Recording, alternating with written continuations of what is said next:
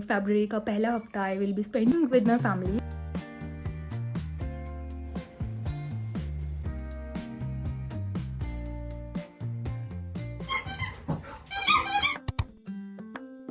At the airport look, I will be wearing this jacket. अब जल्दी से तैयार होते हैं, so I am using the ordinary's niacinamide serum on my face because it helps in preventing acne and to lock that हम use करेंगे moisturiser. I am using HYA by Sephora. So ending it with Lakme Sun Expert sunscreen, and I think I just nailed it because just look at the glow. और इसके बाद है थोड़े से makeup की बारी where I'm using lipstick, my eyeliner and lipstick again as a blush.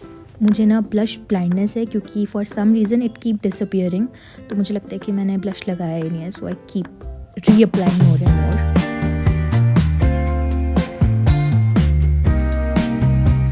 तो मैंने बस पकड़ी and around 9 I was already at the airport. Even जो बस के फेयर थे वो बहुत ही ज़्यादा रीजनेबल थे।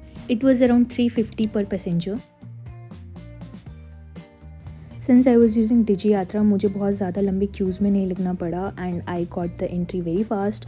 उसके बाद मेरे पास कोई लगेज नहीं था, so I directly went up for the security check in. और क्योंकि मैं सुबह 9 बजे एयरपोर्ट में थी जबकि मेरी फ़्लाइट 2 बजे की थी, तो मेरा मकसद केवल ये था कि मैं लाउंज में जाऊँगी जहाँ पर मैं ब्रेकफास्ट करूँगी, लंच करूँगी और उसके बाद आराम से फ़्लाइट में बोर्ड करूँगी। This is the lounge where I went to and just look at it. It was huge. अंदर लाइब्रेरी थी, basically every facility was there including a bar. But मुझे उन सब से क्या, मैं ना पढ़ती हूँ ना मैं पीती हूँ, तो मैं सीधे गई खाने की तरफ and then I just took the food and ate my breakfast.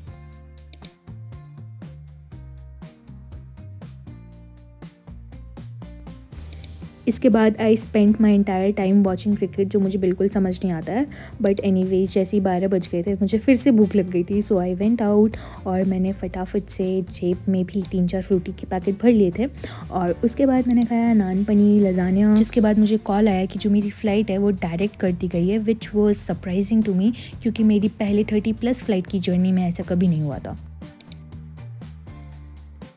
So yeah, at this point I was directly flying from Bangalore to Dehradun instead of flying via Delhi. So I was really happy क्योंकि जो मेरी journey थी वो half reduce हो गई थी। Now केवल 3.5 hours की जर्नी में I will be back at home.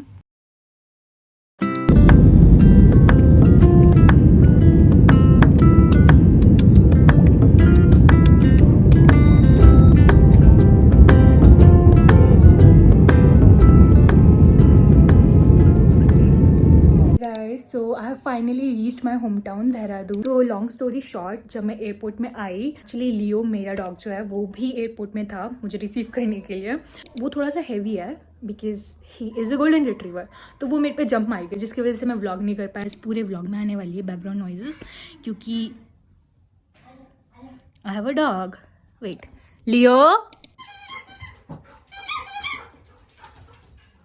तो अगले दिन वसंत पंचमी और मम्मा का बर्थडे दोनों था and she wanted to try her sooji vada recipe जो कि उन्होंने यूट्यूब से देखी थी। Happy birthday. Thank you. क्या बन रहा है? सूजी के बड़े की तैयारी।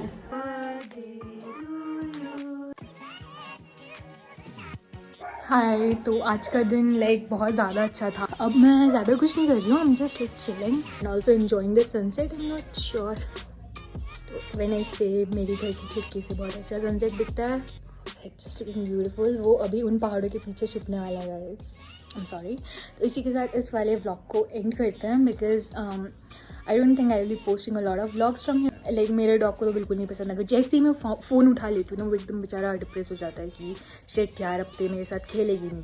और अगर मैं फ़ोन उठा करके उसकी वीडियो बनाने का ट्राई करूँ तो फिर वो तो मतलब इतने भाव खाता है अपना मुँह तक नहीं दिखाता है।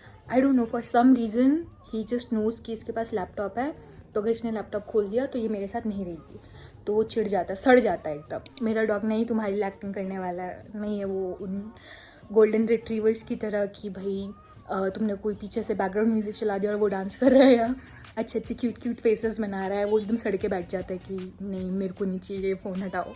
Not kidding.